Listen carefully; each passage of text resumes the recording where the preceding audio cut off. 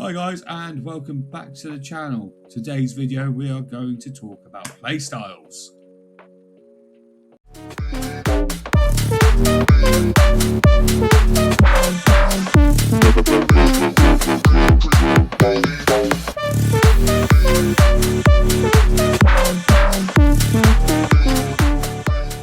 Every unit has a playstyle that 40k players would probably not tell you about, and you sort of figure out as you go along. But I thought, screw it, time to help you out. So we're going to start with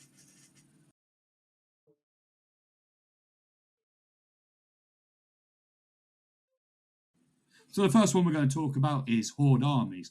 Now, Horde armies, or Horde units, sorry, are really valuable to a lot of players.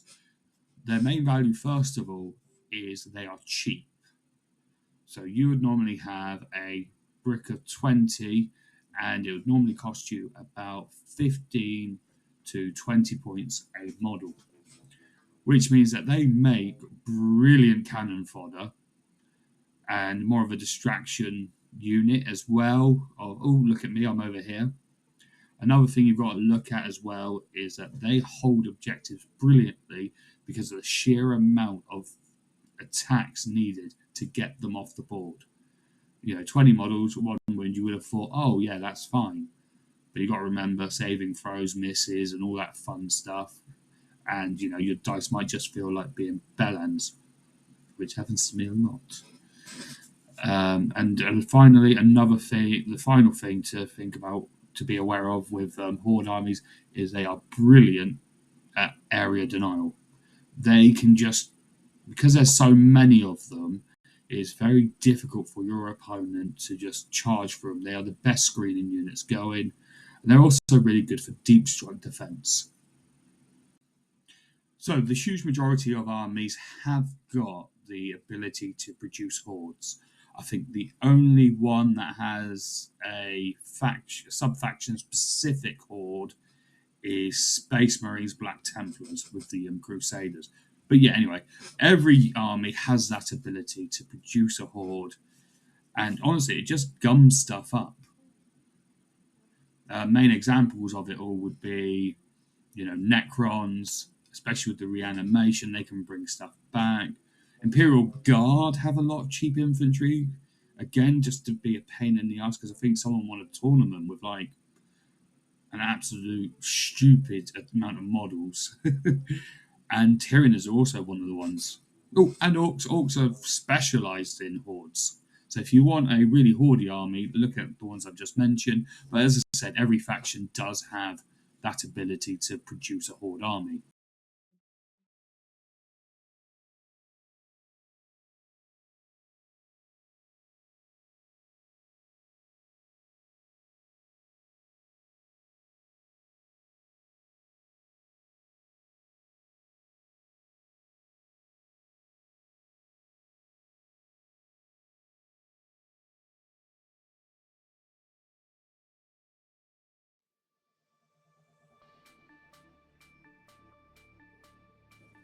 So let's talk about the glass cannons.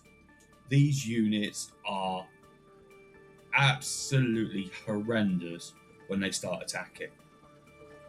They do deal a absolute huge amount of damage to other armies, and normally they can be quite fast, or they've got at least above average speed to them. Glass cannons also tend to come with a range of charge related bonuses, so normally either plus something to their charge, or because they've charged they do more. They get lance, so yeah, they are basically there to cycle charge, hit, run away, hit, run away. And finally, this is going to be, because of the high amount of attacks, the charge bonuses and the charge related bonuses, this is going to be the unit that you throw in against things to get them off objectives. That is their job. Hit things off objectives, run the fuck away, or you don't want them holding. They are constantly moving, and they're just a real pain in the backside to deal with for a lot of players, especially horde armies, because horde armies tend not to have the speed to deal with the hit, but then they do have a lot of bodies to soak up the hit. So yeah, just remember, it's all about that move, hit, move, and clearing objectives so your other units can hold it.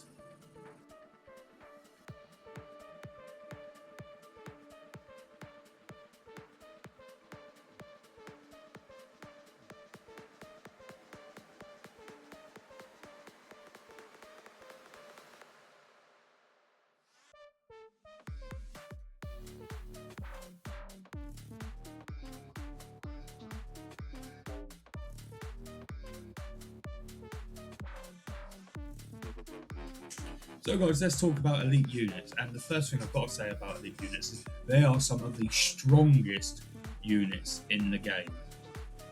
They pack an absolute punch. And what I mean by pack an absolute punch is it can take on anything from basic infantry all the way to big scary monsters. Well, big scary monsters themselves are elite units as well.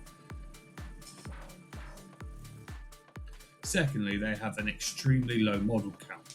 And when I say low model count, I mean you're looking at units of probably 5 to 6 models, which A, saves you money because you only have to buy a small amount of them to get them on the tabletop and have points towards your army.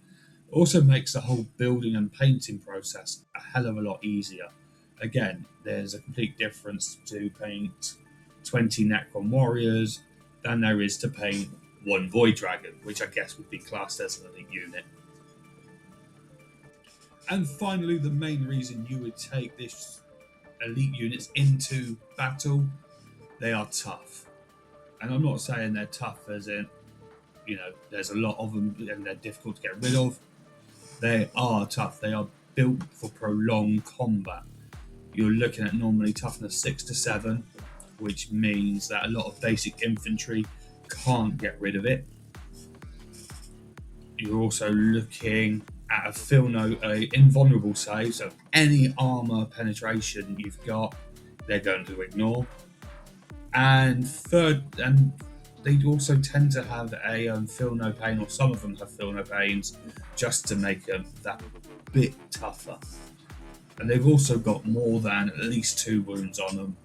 So yeah, there's a lot to chew through in this unit when it comes to their defenses.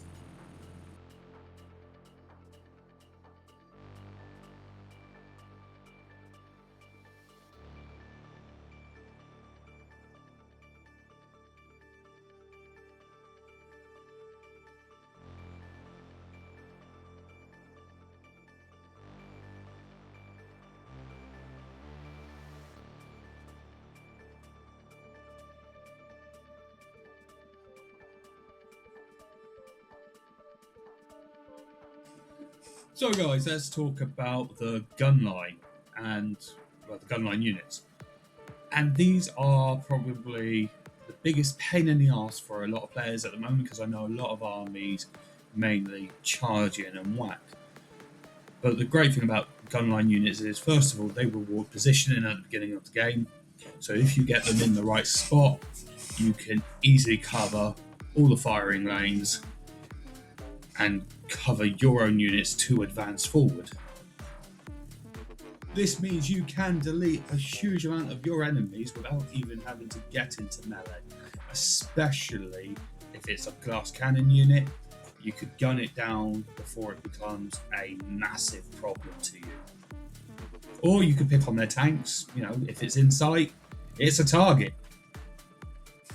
And finally, these are probably the best screeners in the game, whether it be protecting your backline from a potential deep strike attack, or to stop something like a glass cannon getting too close. Because again, if you're going to use gun lines, you're going to be using Overwatch as much as you can.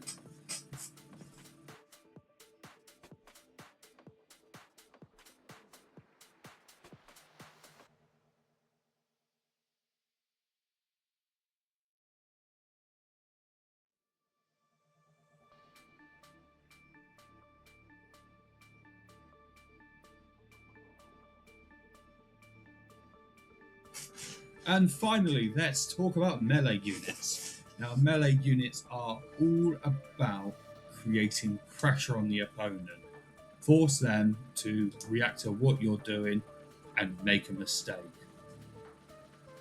But again, everyone makes mistakes when they're under pressure, so you want to keep it going and going and going, and you're doing that turn after turn after turn.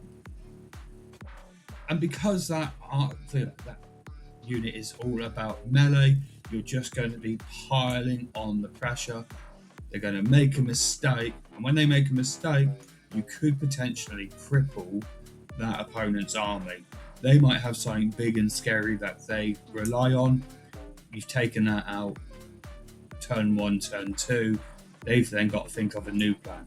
Or you've taken out their most successful gun line. Again, early on, again, they've then got to figure out ways to fix what you've done. So yeah, you could easily cripple an army with melee units. And the last thing I think I've got to say about melee units is I personally think they are very good at helping you set up to score secondaries or primary objectives, depending on what you're behind on. That's just because, again, the pressure they're adding on to the other player, they've got to divert their attention. You could slip a unit to score some quick, easy points, or you could use them to kill a leader or something big to score points. You know, the opportunities are endless. They are helpful to get you those secondary points. So guys, those are the main types of units you're going to come across in 40k. And when you're writing your first list, please take in mind to take something from all those different types of unit. You want a big soup instead of just steak. So if you think, oh yeah, I just want an elite army, just remember it does come with its downfalls, and those downfalls will cost you the game. So if you enjoyed the video, please like, share and subscribe. It helps me out. You know, we want to grow this channel. We want to build a decent community of people trying to figure out what the fuck is going on.